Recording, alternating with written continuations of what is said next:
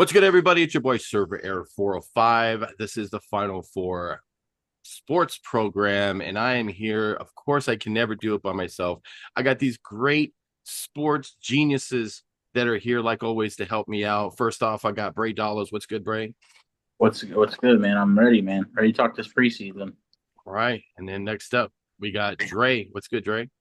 What up, big dog? All right. And we got the man who got chased into his seat right before we got here. We got Dior. What's good, buddy? What's up, boys? How we doing? And of course, we got my partner in crime at the Gorilla Booking Podcast. We got Joe Wolfgang, the demented one himself. What's up, man? What is going on, fellas? All right, so we're going to get right into it. Of course, football season is finally back. Of course, we have to talk a little bit about preseason, even though most of us probably didn't really watch that much preseason. I'm not a big preseason guy, but I check in, look at some players that I'm interested in. Of course, my Broncos peeking in, checking out stats, highlights. So first thing right off the bat, we'll go around. What did everybody think of the preseason highlights? Who do they think was the best player that they've seen so far? And what team stands out to you as being one of the best, or maybe like a surprise? And we'll start with you, Bray. What did you think? It's the highlights. There were some guys like we're going to talk about him, of course. Shador, he had a good performance, but there's just some guys I think that flew under the radar throughout the weekend. You had Jackson Dart, who had a good performance, 12 for 19, 154, a touchdown, 24 yards rushing. Cam Ward, who got next to no showing on any sort of social media platform by the NFL or any media source. He was 5 for 8, 67 yards. Obviously didn't play a lot because he's going to be the starter in Tennessee, we presume.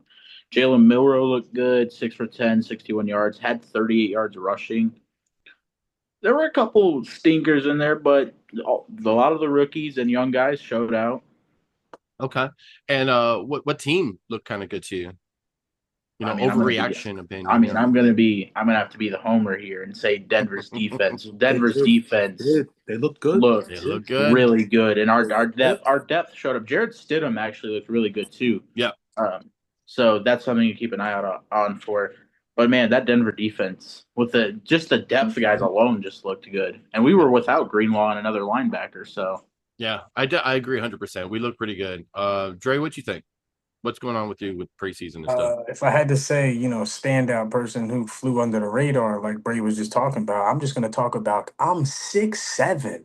Johnny Wilson going out there and balling for Philly, bro. Stop playing, bro. The Eagles is back up top already. Tanner and Key went out there balling 163 yards, two tutties. Will Shipley out there doing his damn thing. Corey Dillon out there doing his damn thing. Come on, man. Birds is back up. We going back to back. It's not even discussable. We going back to back. That's Okay. it. Uh, I mean, was there any other team besides the Eagles that kind of impressed you in the first week of the preseason? I will be honest with you. The New England Patriots, man. Keep an eye on that. Yeah. I I agree. mentioned them during our overreaction picks for the division. I said Patriots are going to be my surprise team. I think that they might win it. I think they might win the division. I feel like their team looks really good. And Great. being like a younger ish team, Yeah. they look pretty good. Dior, you're also Mr. Stat Guy. Bray bought some stats today. He's ready for me Yeah, I today. saw he Yeah. had a pen. He had a pen looking all Yeah. official And then and shit. I got more too. Look, I got a full. I Oh got yeah, more. man. Ready. I Welcome got to the stat club. All right. Well, so listen, man. Preseason looked great. I know a lot of people say it's. I know you are not a fan. Let's say it's boring. I like it just because you get to see the talent that is going to be showcased this year. Possibly, and some of these guys are going to be showcased this year. So definitely, I agree with Cam Ward. He performed like a number one draft pick. Didn't really get a whole lot of flash. Didn't get a whole lot of praise for it, but that dude is somebody who's going to be a guy. Barring injury or anything, God forbid. Yeah, he looked amazing. He put up. I don't remember exactly how many. I didn't write down his exact stats, but he had a really good showing. Great pocket presence, accuracy was there. I graded him an A, so I'll give him that. A couple more guys. Ted McMillan. He had a very limited role. Really, he stood out because his first catch was a 30-yard bomb. And then he ended up with two receptions in a limited role, two receptions for 43 yards. I also graded him an A, and honestly, I think that that's going to make Carolina a sleeper team. I think Bryce Young's been waiting for somebody to throw the ball to, and he got that in Tet. Yeah. So that's awesome. Going home, Jahad Campbell looked pretty damn good. He had 3 tackles and 15 snaps against Cincy. 2 of them were assisted, 1 of them was solo. So all in all, he looked great. I'm excited for him. And also we have Tyler Warren from Penn State, baby. Coming back to PA. He got plastered on his first catch. It was only a 6-yard catch, but then after that, he showed toughness and just kept pushing. He withstood a really big tackle his next catch. So I mean, the guy, he showed that he can really stand with the big dogs. And then absolutely last is going to be Jackson Dart. No, not last because I have obviously one more. But Jackson Dart, he shocked everyone. I think he exceeded expectations, and I think everyone except for the Giants were surprised at what he could do on the field come game time. 12 for 19, 154 yards. I think Bray added 23 yards rushing or something like that.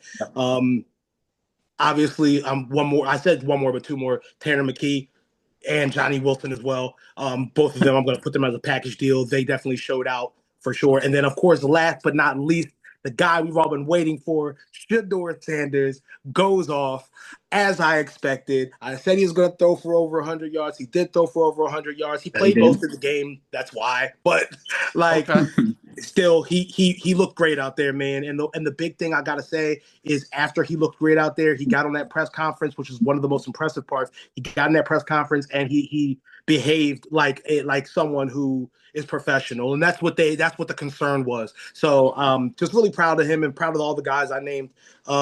Now, when you talk about best team or anything like that, it's hard for me to say who the best team overall is. But if we're talking about the winners of this week, Giants obviously very strong rookie play. We talked about Jackson Dart, but also on the other side of the ball, Abdul Carter played lights out as well. He's a dog. Can't wait to see him. The Jets, similar to the Giants, they look good with Justin Fields out there. And then Sauce Gardner had a good showing as well. So that's something to look at. The Panthers, like I said earlier, they're a sleeper team because of the addition of Tet. And then last but not least, obviously, the Broncos. I'll give you guys that defensive showing was absolutely amazing. Bo Nix struggled a little bit. He's going to have to improve a tad bit. But overall, a good showing. And then the Eagles, baby. The Eagles. I was waiting for that. The Super Bowl champ. I was thinking, man, you're gonna give the Broncos love, but not even talk about the Eagles. Like, you might have been kicked out of the fucking group over here. But yeah, okay. Joe, what you think? You're not talking about the one thing that happened over the weekend that it's going rarely under the radar is that actually Travis Hunter played both sides of the ball. He did. Oh yeah, he played 10 snaps on offense and 8 snaps on defense. Caught one good one, did miss a good tackle, though. There was a good blown tackle play that he had on defense. But you know what? For someone who played on offense and then switched up the gears and played on defense, that's not a bad thing to go down. And one of the passes that he got thrown to could have had a really good play, but that was Trevor Lawrence's problem. He underthrew it to him. But outside of that, I'm sorry.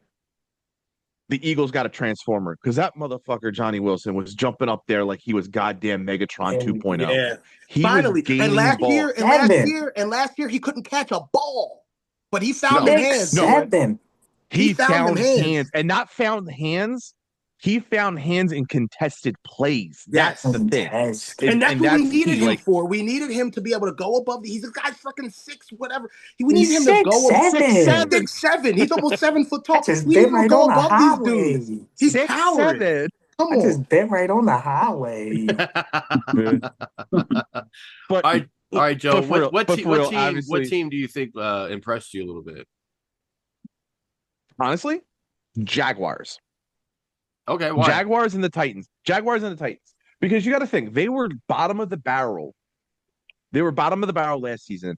They actually did some good off-season moves, and then they're slowly making their way back into the mid-card era. Like, they're making their way into the middle rankings.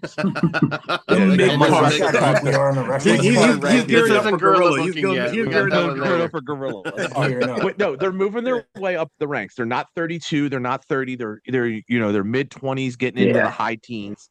That's a good set of progress for putting yourself into someone where you're putting new pieces on the field that you have to create a brand new playbook for. Like for the one thing, like I would give the Titans over Jacksonville is that they have more pieces they had to move because you have a more established quarterback in Jacksonville. But what you're putting around him is what is key. And the thing is that I think we're going to see the growth of Jacksonville and Tennessee is going to be the sleeper teams that you're not going to expect to get a lot of wins this season. I would say they're probably going to go like 60% they're going to go over the 500. Yeah, Is I'd this watch a work that. or a shoot? Is this a work or a shoot? I'd watch, dude. That Wrong AFC South podcast. is gonna get that AFC South division is gonna get real weird down the stretch Right. with Tennessee, Jacksonville, and Houston. Yes. That AFC South is gonna It's get open. real. It's yeah. an open That is division to me. probably the wide Yeah. open division. It's Yeah. not. Especially it's with not- Anthony Richardson getting injured too. Yeah, I think that's It's definitely. well, we knew the Colts were. I don't see the. I don't take. Dude, the Daniel Colts. Jones is going to be their starter. That's their starter, Daniel Jones. Yeah, but Or they turned to Riley Leonard, who Stop it. he had a decent showing. He was 12 for 24, No, 92 but bro, yards. He over did throw Daniel an Jones, interception, but DJ's still 50% credible. accuracy though. You DJ's don't still wanna- credible though, bro. 50% accuracy. 12 for 24 is 50% accuracy. he's a young guy. You could work on it. You know, if it's going to be a throwaway season, you might as well get a guy some reps. I mean, don't you want people you don't want people to play bad, but it's preseason, so they're going to fuck off. They're not going to play all the normal plays that they play during the season. So it's kind of like if they have a good showing, it's actually more impressive than if they had a bad showing because like Bo Nix didn't like really impress a lot of people in his first game, preseason game, but there's potential and he's just working out. You know what I mean? To that point, Sean Payton in all of his media has basically said he is completely unsatisfied with the starters and that there's plenty of work to do. Oh yeah, he's not going to give them a pat on the back. We got to keep in mind, when we talk about a guy like Bo Nix or guys like that, like not everybody has this like blowout into the NFL where like even in the first like 2-3 years, sometimes it's just rough for some guys and then they end up being really good. So, I mean, honestly, I really like Bo Nix. I think if you give him a chance, and I know like the offensive starters, the Broncos, they're just, but at the end of the day, like, I think that you give him a chance, you continue to build around that man, you guys really got something in Denver. Yeah, and if you think about it, last season, it's not like he just like blew up right away. Yeah. He was struggling the first few weeks. It took time. Those first 3 weeks, if you were in the Discord, you saw how unhappy. And I always tell you, I always give you shit every fucking year. I'm like, dude, just give it time. I'm a 5-6 week guy with my team. That's when I determine if they're going to be shit or not. The only exception to that this year is if we lose to Tennessee in week 1. If we lose to Tennessee in week 1, this isn't going to be a I'll be upset too. I'll give you that one. That one, like, we shouldn't lose to Tennessee week 1. There's no reason. Speaking of more football, that's a dumb segue, but speaking of more football, I do want to speak a little bit about Mr. Sanders. I'm going to give Dior more of a shine. He did touch on it a little bit. Very happy, and I'll say right off the bat, he played really well. I can't really talk a lot of shit, and I agree with what you said. He did handle himself pretty well.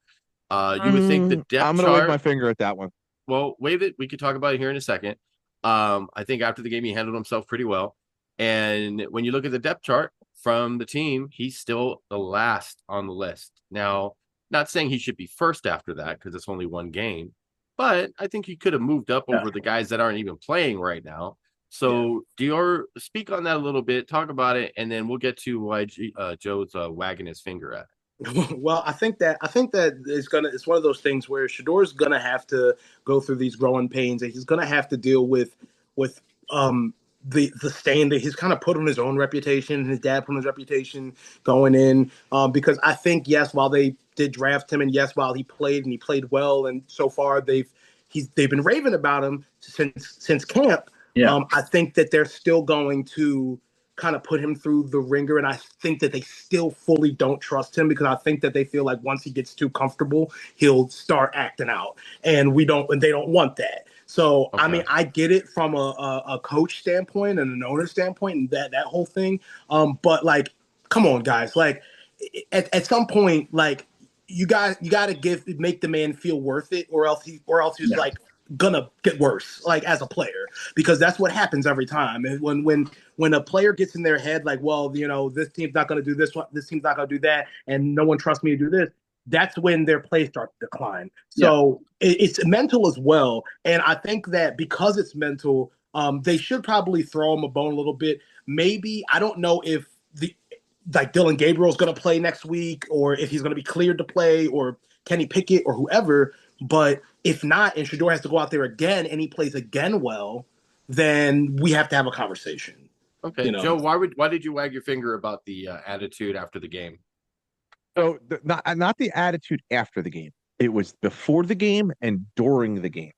Okay. So before the game, there was videos of him coming in because obviously it was probably one of the most watched things. Mm-hmm. And the one thing he did that no one else has really, really done is he brought an entourage. Like he brought a whole entourage with him. I saw that, but is that really a big deal? It's Shedeur. Come on, dude. Hold on. But it doesn't matter who he is. He's not him. Brady never did that. None of the big dogs ever did that. Could you picture Brady doing that, Joe? Let's be real. He'd bring his role model wife, and she'd be voguing down, or ex-wife, but be voguing down the aisle with him and some shit. Going, she makes more money than Can you imagine his dad doing that? Because his dad would. I mean, but the thing is they didn't though. They didn't because they were taught that. They were taught not to showboat. They were taught to be that way. And that was the first sign of like, okay, what you said.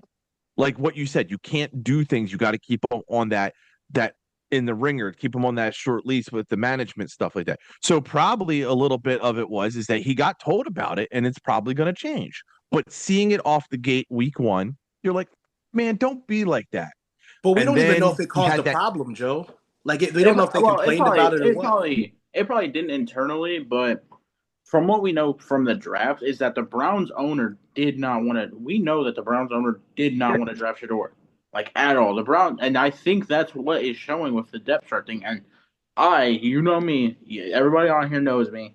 I am the biggest Shedeur Sanders. I'm not a fan of him at all. I've been adamant about it, but at some point in time, one, you got to give the guy credit where it's credit due.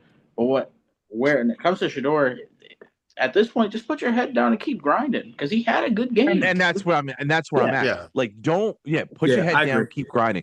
And then the one thing he had an emotional outburst on the field after he literally got sacked. The guy got straight blitzed on, and no one protected him. It was a blindside tackle. He's sick of it, Joe. I mean, it's been happening since Colorado. Hold on. But the way he did it, he kind of gave that LeBron look. He was like, well, that happens though because quarterbacks are supposed to be mad. Quarterbacks get mad at their linemen if they miss somebody. That's common. But the point is that again, he's got the cameras on him. No, that's quarterbacks that all the time. I get the emotional. No, but I get the emotional part of it. But you got to remember, he's gonna be spotlighted. Like he has to remember that, and like Bray said, Bray is right. The man is going to be under the microscope 24/7. Yeah, the man's gonna be, and he's not liked by the Browns organization either. He's not hated either. So he's got to show himself. He's got to show. Yeah. Like he's on field. Like I said, a lot of this I'm nitpicking. I am nitpicking. Like when it comes to stat lines, he did very well. When it comes to stat lines, he did very well. But he needs to understand, like his off-field antics is what's going to catch him.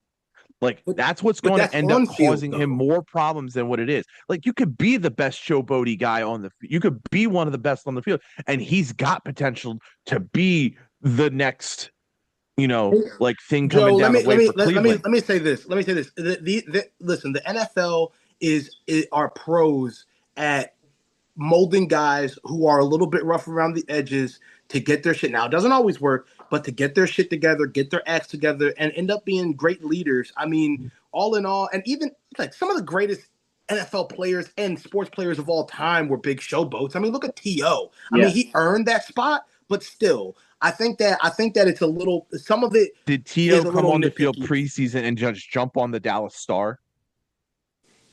What difference does it make when he did it? That's built a himself you up. can't That's put a- that on. That's what- not the that's same. a No, he far- built himself up.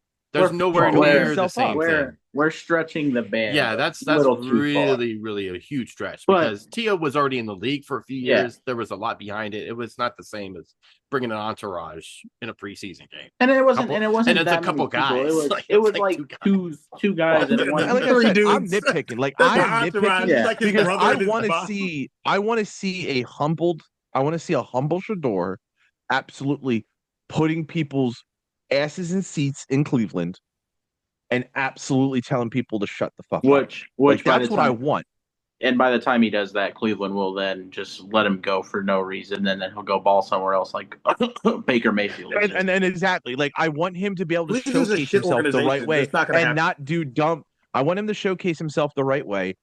I want him to be able to showcase out and be the next Sanders, but don't do the stupid off-field antics, especially in modern era, because everybody's gonna put it under a microscope in the social media. But Joe, Dre, you keep saying, what do you keep think? saying I gotta off-field- hear you what keep Dre saying said. Dre off-field- hasn't said a word in like 5-6 I'm minutes. sorry. I gotta hear Yeah, what go ahead, Dre. I'm sorry, Dre just bro. sitting there chilling. I gotta know, Dre, what do you think I mean, about all no, this? man, I'm just interested in your guys' take on it. I'm just listening all in. Like, Well, I'd I mean- rather y'all break it down for me because, Yeah, like, I mean, I didn't he- pay my- too much attention. My biggest problem is you keep saying off-field antics, but like everything you've described so far has happened on field. Like, I mean, No, even walking like in coming with to an the entourage is not on field. okay, but he's coming that's to the not field off- with an that's- entourage. That's not off the field antics, bringing two people with you to a game. Yeah, it was, and like the That's not the worst thing. Again, you're taking what I'm saying with like a grain of salt because I No, said it I'm was not. a I'm nitpick. taking like I know you're nitpicking. That's what we do here is we all nitpick Yeah. little things, but at the same time, you And gotta then have you're some like sort of nitpicking substance the behind one it. thing. It's like, it's not that big. I'm telling What's you. the other thing? Like what? That he Like I got said, mad like it was the any one other on. It was the quarterback one that off Tom field one on. Brady. It was. Tom Brady No, did it it for was- years. It happens. What? It I happens. don't watch the Patriots. You're gonna get up. You're gonna a quarterback. if a quarter, honestly, if my quarterback got sacked and he didn't show emotion, I wouldn't care But for no, him to be it playing. wasn't. It wasn't the way. No, it's the way it was alluded on the field. Like it was like he looked like he had a temper tantrum. It wasn't like he It was looked like he going had one, or after did his. he have one? I think he different did things. personally. No, that's an opinion. Did he have I gotta one? go. That's clear? I'm gonna have to go watch Again, the I clip. personally think he did, but Okay, I gotta think find it's that just the video. way really he think did he it. had one. Well, I'll I find the personally video think for you you had one. afterwards. He thinks he I had gotta a temper. I'll find the video for you Yeah. afterwards. Yeah, I was find gonna the say, I video gotta find later. it. The only thing I I've gotta seen, see the this only video. thing I'm gonna I've tell you one seen person. about the entire I will thing tell you the was Wait, one hold him on, Joe. Hold on, and- Joe. Dre, go The only ahead. thing I saw Sure. about the Shador Sanders was the interview he had with the reporter afterwards, where he called him out because the dude said he was going to be trash. Yeah. That's the only Yeah. thing I've seen that was. Yeah, but yeah, like, yeah. but like, people are going to come and go. Like But that's that but with that's certain awesome. reporters. Yeah. He said it. He was like, listen, man. And honestly, it seemed like it was all in kind of good fun. Seemed He like a literally genuine looked at him, interaction. He was Yeah, laughing. they had. He was It like, was a good. you it was don't ever have positive. nothing positive to say about me, you know? Yeah, Like, right. that was all he Yeah, said. they were both smiling, and they both seemed like they That's the only squashed thing I saw. whatever. I Like didn't it was see a nothing good. I think he handled himself in the interview very well, though. Right. Yeah. Which So, which like, is a again, good sign. Which is a good yes. sign. Like we all pointed to. It's like Yeah. Listen, I don't think. I mean, listen. Is he gonna go on and have a perfect career, and it's not gonna be any ever like that, like locker room issues or anything like that?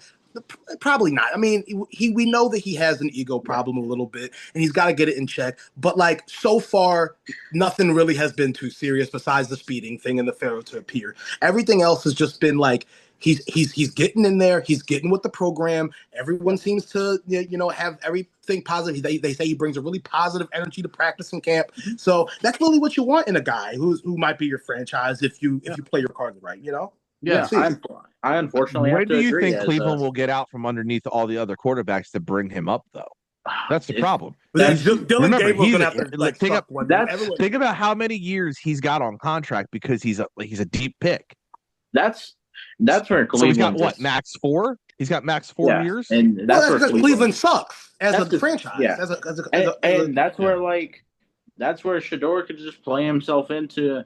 He could keep having decent performances. Who's to say he doesn't go out and get a couple starts at some point, either this season or the next, and then by the time it is a contract year, he could go to a team that's looking for a quarterback that wasn't able to grab one, say in the draft, and then he could potentially go out somewhere else. I think the Justin likelihood Fields did is the that same Shador thing. Yeah. Sanders will not Yeah, be and around yeah. his entire career. Like, Yeah, so it's going to be it's going to be interesting preseason for Mhm. him. So we'll see Yeah. what ends up happening. So we got about 8.5 minutes left. So we do want So to. I'll give you the perfect transition. I got one Give it to me. shout out real fast. Okay. It's the referee that knocked out CD Lamb.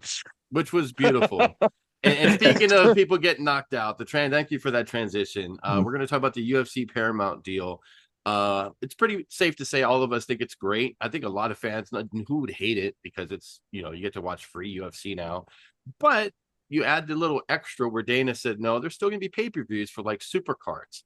So it's kind of like, well, you're going to get some good fights for free, but the ones that are really, really good, you're going to still have to pay for those. So I'm going to start with our resident correspondent, UFC correspondent, Bray Dollars. Bray, what do you think about the deal and that little extra add-in that Dana said about the pay-per-views? Dude, that little bald bastard, man. He just anytime I think he can't impress me more after he announces like some banger fight card, he then pulls this out of his sleeve. And which we knew kind of with his the ESPN deal coming up for the UFC that they had kind of wanted out. It had been a rocky relationship anyways. Netflix was in the mix, but Netflix kind of fell through because they wanted Dana White to stop doing the Apex events, which doesn't make sense considering they were, like we talked about before we came on here, they're literally already in talks of, or they're about to expand the Apex to have actual fans there, 5 to 10,000 people, which is like the average arena, and it's not going to cost them anything to travel because everything's already there. But and then the comment about the pay-per-view thing, like I would absolutely understand like if it's like some crazy mega super fight he makes, not necessarily wanting to give it out for free, but then he contradicted himself already because on McAfee he said that the July 4th card at the White House is going to be nationally televised on CBS next year. Right. Yeah. Like he literally contradicted himself by saying big cards. But I think it'll still be a big card. But I think like Isn't it though? You have to pay for Paramount Premium to get everything though. No, isn't that what it's going to be? They haven't said that. They haven't said anything about that yet. Because Paramount, I think, from what I heard, TKO it'll be through like the base Paramount subscription too. Like you could access it through. It's like they have football on there. They do the CBS games and stuff. I'm trying to figure out is how the fuck they got this deal, and then the opposite has to happen with WWE, where you're about to have to pay. No, you don't. You don't have to pay for WWE. That's a misconception. We'll talk about that botchy WWE deal. Let's save that for the Gorilla podcast. That's a good lead-in for the podcast. So if you guys want to know our take on that one, watch Gorilla Booking. But going back to UFC, Dre, what do you think about the whole deal? It's a good deal moving forward for the future, but I really feel like TKO covered their ass because they were already $3.7 billion in debt, and they thought the 7.7 would definitely cover it, and then just they got extra change on top of it, dude. So it's a good deal for them moving forward, and to cover their asses. So hopefully it works out for them. I feel like their big fights, like we have the big boxing event that's going to be next month. We're partying at Joe's house. Partying at Joe's house. I feel like that would be the type of fight. I feel like that would be the type of fight that Dana would make you pay for a pay-per-view. Yeah, like that level, like that type of level. But there's like realistically right now in the UFC, there's only like 2 or 3 of those you could even make. Like the only one right now that's like a realistic option that I would be like, yeah, I would pay for that pay-per-view would be Kayla Harrison and Amanda Nunes. Like that's the only pay-per-view. That would be a good one. That's the only super fight. We talked about that briefly. Because they're not going to do, like, as much as we all wanted it to happen, they're not going to do Jones and Aspinall. And I think, like, maybe, just maybe if Conor McGregor decided to finally pop his head out and come back and do a fight, I think that's one. You think you can still do it? You can't not do a pay-per-view. Because McGregor, we've seen it. McGregor has, like, out of the top 10 most selling UFC pay-per-views, he has like 7 of them. He's like 6 or 7. He's at 6 or 7. Yeah, he's a draw.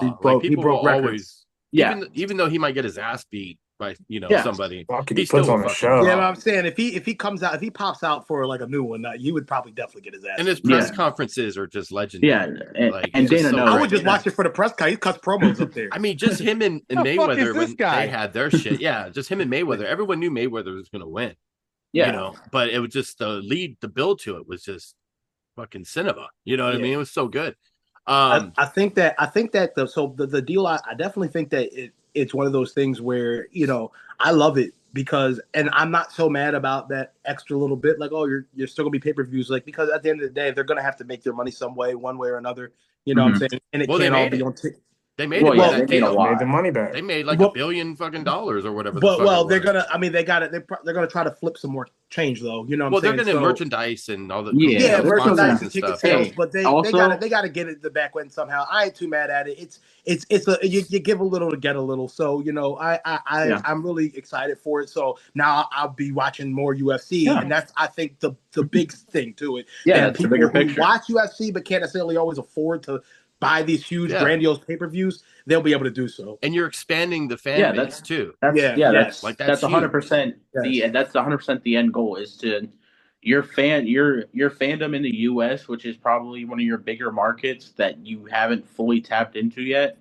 Now you can really go in and like develop that market, but also like you said with like how they have to make their money somehow. The UFC tickets ain't cheap. They are $800 for the Yeah. nosebleed at these Very- UFC events. They are Very high price. they're making their dimes. Trust me. Plus Um, all the ad revenues too. Yeah, that too. Oh, They have yeah. Have you seen their fucking mats, dude? They have like a fucking 100 sponsors on there. Yeah. So hopefully they'll be able to pay their guys a little bit better, right? Yeah. Well, that is another thing that they. Yeah, they definitely should. that old Dana White, he needs to dig in them pockets, big dog. That's why boxing's still around. Dig in them Yeah. pockets, boy. Yeah, before the death of boxing, also Get ultimately, get that Bitcoin, man. Pay him in Bitcoin. You know? And we're definitely gonna, as we get a little bit closer to the big boxing event here next month, we're gonna talk a little bit more about it. But I do want to put this out there. I got 50 that says my boy Canelo's gonna win, Dre. No, Well, I got 100 that no. says he doesn't. Hey, I take it. I take All right. I All want right, there to you put go. it on There's record a live- here. So that way There's a see. live bet right Terrence there between, Crawford. it. I bet. between Dre and There's Cervera. no way. I'm Cervera. sorry. There's no way. I love Canelo, but there's no way. So you Yeah, guys no, are no, in no, agreement. we just- Crawford. we just Yeah, bet. I am. I'm the only betting- Canelo guy, right? Yeah, I'm betting Crawford. I'm betting Crawford knockout within Yeah, 6 I was rounds. gonna say that. Knockout. That's crazy. Knockout I within would say 6 knockout rounds. 6. In the first 6 Within rounds. six. Within That's I would say six. knockout in 6. crazy. Yup. Joe, six. who are you going, Crawford or are you going Canelo? I think you're going Crawford. I'm Team Crawford. Okay. Yeah. Bud season, Okay. baby. All It's right. bud season. He Okay. whipping feet, baby. All right. Well, speaking of whipping feet, I'm going to run my ass out of here. We got about a minute left. So I want to thank you guys, like always, being a part of this. And, shout out your social medias. Do you guys want to put out your social medias? Make it easier for me so I don't have to type I mean, everybody. you usually tag mine. I mean, I tag Yeah. everybody. Yeah. Well, just find everybody. Look them up. And Yeah, then find maybe us, you might be Kyle. able to show up at their house maybe one day. You know, Don't do that. We get go their to Joe's address house. and then show up at Joe's. Just go to Joe's. He just Yeah, go to expects you- Joe's. Yeah, Go to Joe's Joe's. is show It up. doesn't matter who you Go to are Joe's. all over the world. You can It always go doesn't to matter. Joe's. Just go to Joe Wolfgang's house. He lives on. All right, guys. Have a good week. We'll see y'all in the next one. 123 Sesame Street.